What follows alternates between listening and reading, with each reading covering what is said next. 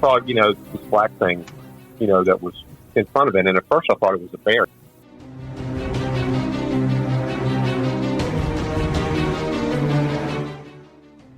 When my headlights hit it, it stood up and it turned and looked at us.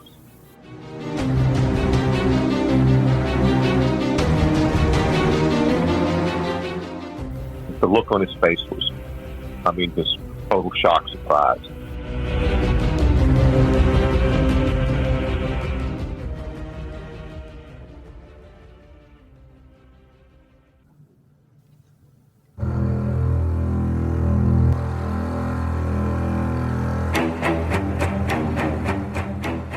This is the Cryptic Creatures Podcast. I am Brian, and with me as always is my co-host Todd. What's going on, buddy? What up, man? What's going on?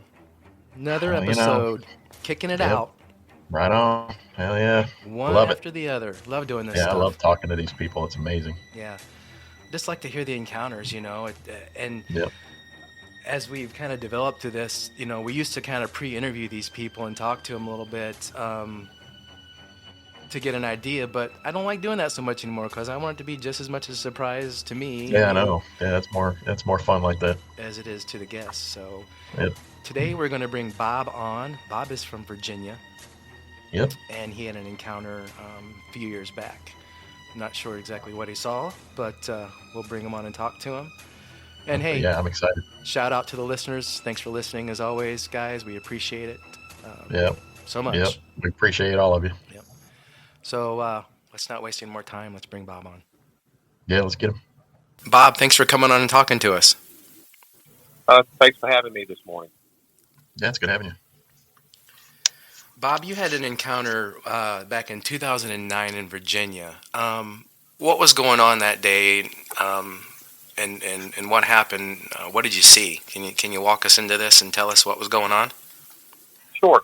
We were on the way home. It's about 11:30 at night, and there's a little, I'll call it a cattle pond. It's just a little pond there to water, to water livestock, and I saw, this black thing, that was in front of it. And at first I thought it was a bear, but, which is really strange in this area. I grew up here, I've lived here all my life, and I've never even heard of anybody really seeing a bear, that's a little farther west of here. But anyway, when my headlights hit it, it stood up and it turned and looked at us. And, it was on, the pond was on the other side of it, so it had nowhere to go, and, my wife and I, we rode by, and I asked my wife, I said, did you just see something, and she's like, yeah, and she saw this thing, saw the same thing. And, it was just really strange because, this totally caught us off guard. I got the impression that it was kind of a young, like adolescent, because it was really buff, didn't have any, bulge around the midsection. And I think the look on his face was, just total shock, surprise. And it was a very human looking, face. It wasn't like an ape face at all. How far away from you do you think this thing was when you hit it with your headlights? Probably 30 yards, maybe. Okay. So you were close enough to get some detail on this thing. Not far enough. Yeah. Oh, yeah. Like I said, I could see, the body, the muscles, in the body, and the surprised look on his face. That was what really, and it moved so quick. That was what kind of blew me away, is how quick it stood up and looked, It was really bizarre. I've never seen anything move that quick. I don't know if you've heard of Bill Draganis, but he came down and, and we went to the site and, looked things over and everything. We came to the conclusion that maybe it was trying to find, like maybe some frogs or something in the mud, something to eat or just drinking water. Also, their power transmission lines right next to the pond, which he thought was significant. Yeah, I've heard they like to travel those routes because they're kind of clear cut and they can get from A to B quicker. And it's a straight shot too, But yeah, I've heard that too. I've heard stories of you know, people working on power lines and stuff having sightings and that type of thing. Did you say you thought this thing was a little bit younger? Yeah. You know, like I said, it didn't. It just gave me that impression. And it didn't really have any. You know, it had a really tapered waist. You know, not like I guess the typical videos you see that's got really big midriff. That midsection bulge. I guess like us older guys get. But this one didn't have that at all. It was really buff. And I'm guessing that's not being young and inexperienced. That's how it managed to get itself caught out in the open like that. Mm-hmm. How tall do you think this thing was? Taller than me. That's probably 7.5 feet, something like that. The gentleman that came out and talked to you, was he from the BFRO? No. Bill actually he kind of did his own thing. He actually he had his own unit set up. He actually passed away a couple years ago, but he had his own sighting up in I believe it was Culpeper County, metal detecting with some friends, and after his sighting he was hooked. So he did computer work for the federal government. Okay. A lot of it was he couldn't talk about, but he invented a camera too that didn't make any ultrasound noise or anything. So that because there was a lot of discussion about that they can hear trail cameras and stuff, and he tried to work around those issues. And he's a pretty smart guy. I was sorry to hear that he had passed. So when this thing stood up and it had that shocked look on his face, could you see the details of the face? You said it looked kind of human-like. Could you describe what you saw? Yeah, I did. Just the surprise look on his face. It was a totally human reaction. I mean, it wasn't. When you look at apes, they really don't have the muscles in their face like humans do, so they don't have that expression. The range of expressions. I don't think. But this, it was totally human. The face was dark though. It was, it wasn't light colored or white. The face was very dark. Was it like a black color? Was it brown? I would say it's kind of a black color almost. The color of their hair color it looked black, but it looked like it had like some brown tinges to it. And how far away from your home was this, Bob? About 15 miles. You guys went down there when the gentleman came. Did you guys go down there and walk around the pond to look for prints or anything like that? Yeah, it was raining when we went back down there, so everything was, there wasn't anything left. Mm-hmm. But it's really creepy to stand there where it was, and then because that made me appreciate just how big it was. Made me feel really small. Were you scared at all, you and your family? No, I was, because you're just kind of in shock, and I wanted to turn around and go back, and wife's like, no way you're going back, so she was afraid. It took her a long time to even talk about it. It just kind of freaked her out. Yeah. But it's just really strange when you see something like that, because you know what you saw, but it's still like, you're still trying to get your head around it, Mm-hmm. And I'd never imagined that I would ever see something like that. Right. And the area that I grew up in the area where the sighting was. So, I mean, I grew up within 5 miles of there. So, and I roamed the woods and everything. I lived on a farm. I mean, we never had anything like that.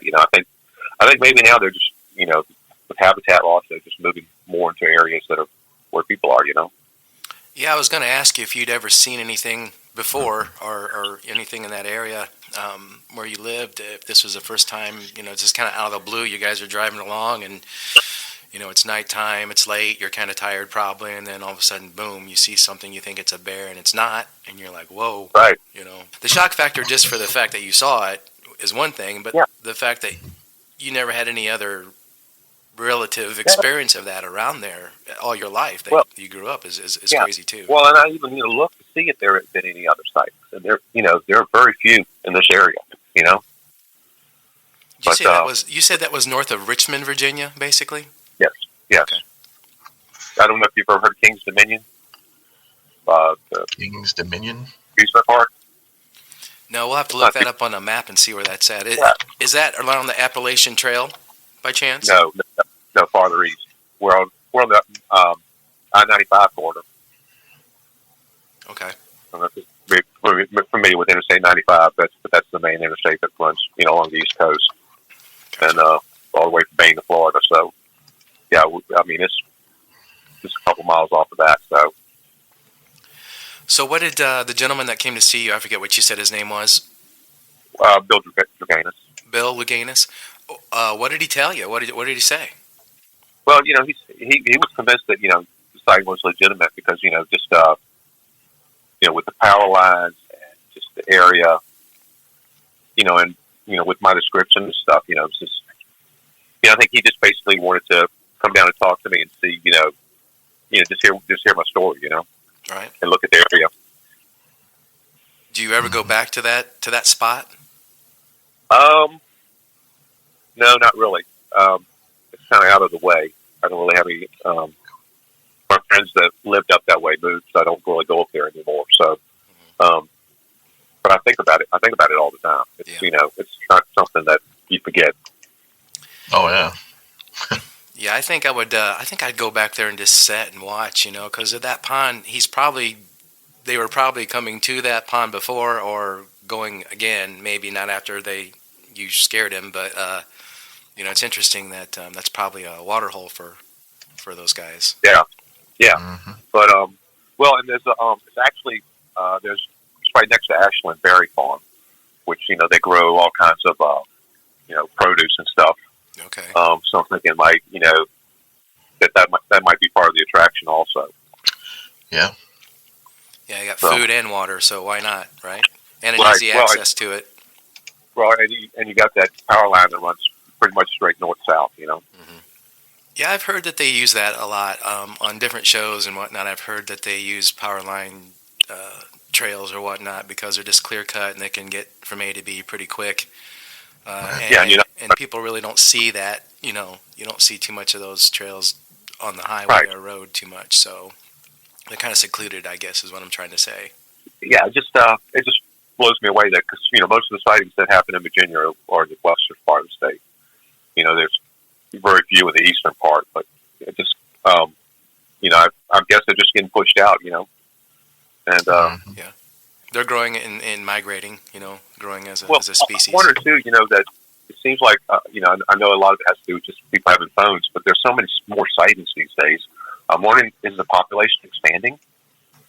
Yeah, I think it is. I definitely think it is. Oh yeah. If people aren't out hunting these things and killing these things off, absolutely, they definitely have to be growing, and that's why I think we're seeing more and more sightings. Occurring more and more. It's going to get to a point where they're going to be abundant. I think if it keeps. Yeah, eventually we're not going to be able to deny it anymore. Yeah. Yeah, we're rapidly approaching that point. Yeah. Mm-hmm. I mean, people talk about mountain lions and stuff like that, and how rare it is to see a mountain lion. But you do see them, and and I don't know if there's more mountain lions being seen than Bigfoot. It sounds like maybe not these days, but as a species like Bigfoot, they're going to expand, they're going to grow like humans, and they're going to populate more. So eventually, it's going to get to a point where there's going to be too much interaction for it to be denied. Yeah. Bob, before you had this incident, did you believe in Bigfoot? Yes. I just always struck by the consistency of the reports. You have people all over the U.S. describing the exact same thing. So obviously, it's not like other phenomena where people are seeing different things. This with this thing, people always they see the same thing. There's very little variation in just what they see. So to me, they're not all liars. People are talking about these things and they're describing the same thing. It's not like people are making it up and going, well, I'm just going to say it was 8 foot tall. It was hairy. It kind of looked like a human in the face, but it didn't have the skin tone as humans. How long do you think this incident lasted? Like, how many seconds were you looking at this thing? Um, that's something I tried to figure out. I'm thinking somewhere between 5 and 10 seconds. I mean, I got long enough because when my lights hit it, I actually slowed down because I'm like, oh, I see a bear. I never, I've seen them up in the western part of the state a couple times, but like I said, I've never seen one down in this part of the state. So it's kind of immediately taking my foot off the gas, slowing down. So I'd say not quite 10 seconds. I mean, I had a good long look at it. I mean, long enough for it, to see it sit there, bent over, and then for it to stand up and turn and look at us. I mean, so. Did it take off running, you said, or you guys had just No, passed it? there was nowhere for it to go. That's, that was that was this weird part is that it didn't give itself anywhere because the only place to go was through the pond to get away from us. You either had to run toward us or through the pond. Okay. It was on that side of the pond. Okay. Yeah, it was on my side of the pond. And you said you're about 30 yards away from it or something like that. Yeah. Okay. So I'm sure your wife was pretty freaked out for a while as well. Yeah, she was. But it was just so bizarre though, because you never imagined seeing something like that. Mm-hmm. And do you still live in that area, Bob? Oh yeah. I still live in the area. I've lived here all my life. Here in this, I guess in about a 30-mile radius. And so that's the thing. Is that kind of bugs me too. Is I've spent lots of time in the woods. And it's not the same going to the woods anymore. Yeah, you're always looking for one, I'm sure. Well, I don't even want. If I go, I usually carry a gun with me now. I don't go. Not that it does me a lot of good, I don't think, but it makes me feel a little better. Right. I don't blame we hear that a lot. Yeah, Brian and I were talking, and I don't think that these things are seen. I think if you're going to see one, it's because you caught it off guard, or it wants you to see it. You've probably been in the woods a lot, and you may have been around those things, but you never knew they were there. Oh yeah, you never will. They're so stealthy. Right. They can remain quiet, hidden. But when people do have these encounters, a lot of times it's because we've caught them off guard. They weren't expecting. He had probably went to that pond several times at the same time every night, getting a drink, whatever. Never had a car come through that area. Didn't think about it. And all of a sudden, you come around the curve and boom, you're on him. You definitely startled him. I'm sure. Right. Yeah, we didn't see any other vehicles that night on the road. We were the only. We drove about 10 miles down the road total, and I mean, we didn't see another vehicle at all. So I mean, it's pretty deserted. Yeah. It's out of the country. Yeah. Mm-hmm. I'd definitely like to drive around that area and check it out. If I was you, I would probably make a trip out of my way just to go by to see if there's anything around. If I would. Maybe you don't want to. Maybe would you want to see another one, Bob? That's a good question.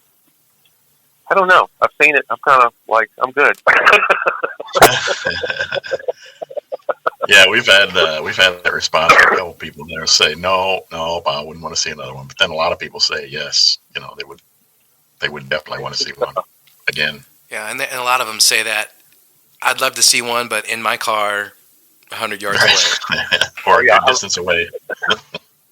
Yeah, I love these people that say that they wouldn't be afraid of it or anything. It's like, yeah, okay, sure. Yeah, I don't think that's true. Yeah, as much as Brian and I talk about it and we say, God, we just want to have an encounter, and I think that if we did, we'd probably be like, okay, cool, let's just stay here and stare at this thing. But we'd probably be so scared, I don't know what would happen. It'd be a shock factor. We wouldn't. We would just stand there because we'd be frozen with fear, probably. Yeah. Yeah. Well, yeah. It's bizarre because I could never imagine seeing such a thing. Yeah. My wife and I went to Virginia earlier this year. We were out on the coast, but I was looking up some spots to what I call go squatching, and there really wasn't a lot of areas toward the eastern side of the state where sightings have been recorded, I guess. Not to say that people aren't seeing them there, but definitely more toward the border there of West Virginia, I believe, is where people are seeing those things more. Out that area. Without looking at a map, I'm not sure how far away you are from West Virginia, but my job. It's about 4 hours. Is it that far? Okay. Yeah, I'm a good ways from Virginia. My mental geography isn't quite working well this morning. I haven't had enough coffee, but I am in the dead center of the state, okay. right in the center. But there are a lot of swamps, in the eastern part of the state, which I think that really don't allow people much access, and so I think there may be some activity on in those areas, but it's just that it's just so difficult for people to get into those areas that they're pretty well hidden. Hmm. I kind of wonder if they don't kind of lay low in those areas and then venture out to like spots where you saw one, trying to survey their land, so to speak, and see what they can get away with and what they can't. And maybe if they run into too many people or see too many people, because they're going to see people before they see them most of the time. Right. They might just retreat back to those areas and stay hidden because people don't go. We've said this a lot of times on the show. There's so much unexplored land out there in every state. Where people just don't go and don't know what's there, Yeah, another area that I've heard some things about is the northern neck area of Virginia, which is actually the area that's up on the Potomac River across from Maryland. That area is sparsely inhabited. It's got a lot of, tributaries, stuff that runs into the Potomac River. And actually, we went up to Westmoreland State Park, which I forget. I don't know exactly when this was, but it's been since we had the sighting back in 2009. We went fossil hunting at the park at night, because it was low tide, and we heard a scream, and it kind of freaked my wife out. So, she insisted that we leave, so we left. But it was a very loud yell, and we have no idea what it was. But was it a deep sounding howl, or was it like a high pierced kind of scream? It was. I tried to find something it kind of sounded like the Ohio Grassman. I don't know if you're familiar with that call. Yep. Mm-hmm. But it was very similar to that big whoop or whatever. Mm-hmm. So your wife said, "Let's get out of here, huh?" Party pooper. Yeah. Well, it was at night. It was late at night. I probably would have done the same thing. Yeah. So after seeing this thing, looking at its face, you said it was kind of human-like. Could you describe any details, like the nose, the eyes, the mouth? Were you close enough to see that, or? No, just just the expression on his face. Just that wide-eyed, shocked look. Like, oh shit, I've been caught, kind of thing. Yeah, and it's it's nowhere to go. That was the thing too. What do you think? What do you think Bigfoot is? Do you think he's just what we say is a flesh and blood creature roaming around in the woods that just hasn't been discovered? Do you think there's any kind of supernatural? No. I think it's just a creature in the woods. It's humanoid. It's not. I wouldn't call it an ape, an unknown primate. And that's, to me, that sounds like a pretty good description. Do you think they've been around for a long time? Maybe before humans? Oh yeah. Native American stories. They all have stories about it. Yeah. Why do you think they haven't been discovered yet? We were talking about that. We were talking about population. More and more people are seeing them. But, you would think if the natives were talking about it back in the day, why do you think that, science says, hey, these things are real. They're out there. Be careful. Do you think there's a cover-up going on? Do you think government's involved? Actually, yeah. Think what would happen though if we said, okay, there's an animal out there, and this is where it lives. Are they going to protect its habitat? Because it basically lives everywhere. You know what I mean? That's going to be a nightmare. Right. They say, you know what I mean? Right. It's just a huge can of worms you open. Yeah. When you admit that it's real. And I think admitting that it's not real, kind of protects it. Government knows. Yeah, we think so too. Yeah, I'm convinced the government knows, and they it's just that, it would just be a nightmare. They admit that it's legit. Right. Do you think these things are dangerous, Bob? I think they can be. I think basically they just want to be left alone. But yeah, I think they can be territorial, and yeah, I think they can be dangerous. I wouldn't want to find out. Yeah, me either. Yeah, I was watching some stuff about the Alaskan Triangle. I'm not sure if you guys have heard about that, but Oh yeah. they're talking about like 16,000 people have come up missing in the past so many years up there, and just based on the population and that amount of people, it's just crazy. And people are just wondering, they're not finding bodies, they're not finding the backpacks, they're not finding anything. These people are just gone. Yeah, right. So it makes you wonder, are they treading on these things turf? And are these things stepping up saying, hey, the more abundant they are, maybe they're more protective of their area, so to speak. But I don't know. It's hard to say. Well, they may, different areas may be more aggressive than others, too. You don't know. And you don't know if there's some difference in genetics, too, Well, I just wonder sometime if maybe there's going to be a hunter out there that's just going to end up shooting one, accidentally, purposely, whatever, and brings a body forward if it's going to happen, if they're going to, reveal these things, or if the government's going to still try to cover it up. I've heard a lot of stories where things similar to that have happened, and government swoops in and was South St. Helens when they found supposedly burned or something, the government did, or Forestry Service found. Yeah. I'd like to talk to a lot of Forest Service people that have been around for a while that may have or may have not seen these things. I tell you what's I do too is like I don't hunt, but I have a lot of friends that do. We're talking. I'll say, well, did you have anything strange happen when you're hunting? And they'll be like, yeah, there was this one. You know what I mean? I've had a couple people tell me stories that strange things they've had. Hunting, which they kind of blew off, but they may have been more to it.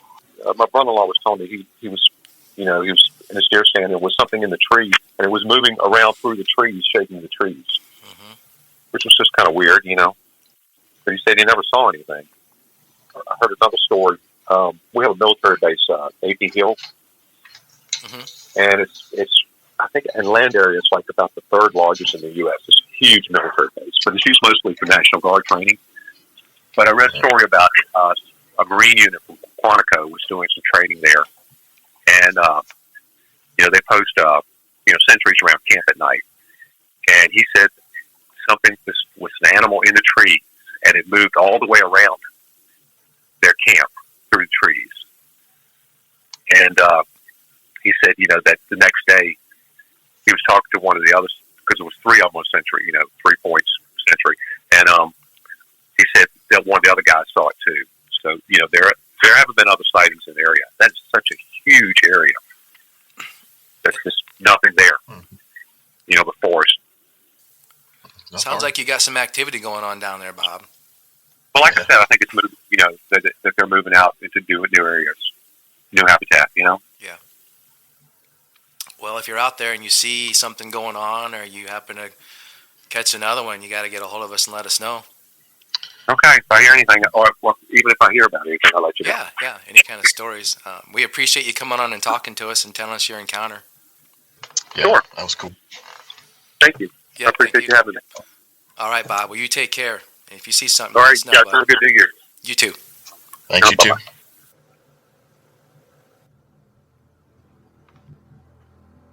Well, Bob definitely saw something, Bigfoot. Yeah. Sure.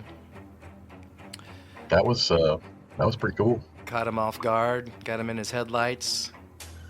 Yeah, he was just minding his business, getting a drink of water. Yeah, he's just thirsty. It makes you wonder how often he or others have been coming down to that pond that time of night, with the traffic being like it was. I tell you what, I keep saying this, it's like, man, if that was me, I'd keep going back there and sitting there with a camera, with a video. But, Bob didn't want to have much to do with it, I don't think, and neither did his wife, it sounded like. But his wife definitely didn't, it sounded like. Yeah, like we keep saying, oh, we'd love to have an encounter, and maybe someday we will, but maybe it would freak us out a lot more than we think it would, You never know until it happens, you know what I mean? Yeah. So, guys, we just kind of want to say, hey, the phone quality there on that one isn't the greatest. Sorry about that. Sometimes we can't get Yeah, guys so to. please don't complain in the comments. We know. Yeah, we've had that happen. Yeah. We can't always get these guys on our program that we use, but we're not going to pass up an interview or that. So we'll try to work on that a little bit and make it sound as good as possible for you. But Right. yeah, sometimes you just got to talk to these guys as best as you can, and you get them on a phone call. That's the best you can do. Some guys aren't tech savvy or even have a computer to do this stuff on. So Right. we So apologize for the sound we quality, work but with we'll what we work on have. it. Yep. We Yeah. definitely want to let those go. I'm not going to let those go to the wayside. So Oh heck no. as we How produce, yeah, a sighting's a sighting. So yeah, definitely. But yeah, so that was good stuff. Hopefully Bob can see some more stuff and get a hold of us down the road, or anybody for that matter. One thing I was yeah. going to say, I wanted to bring up, we've had a lot of people ask about what happened to Herman. I know we need to get him back on the show so we can figure out what happened to Herman. Yeah, if you guys remember, Roy came on, talked about his dog man werewolf encounter, and talked about Herman. Yeah. So you guys know what I'm talking about. We will bring Roy back on. We've talked to him already. He's willing to come back on and talk about some more stuff that he's got, and also tell us what happened to Herman. So it is coming down the road. So be patient with us. We will bring him back on and Yeah, find we'll get out. him back. Yep, because I'm curious too. I So am. I am. We haven't asked him on the side. We're waiting as well. no. So Yep. we'll find Yep. out what's going on with Herman, and we'll let you guys know for sure. So. Darn right. All right. Until then, next time, Brian, have a good one. Thanks as always for Yep. hanging out with me, brother. Always fun, man. All right. We will talk to you later. Yep. See ya.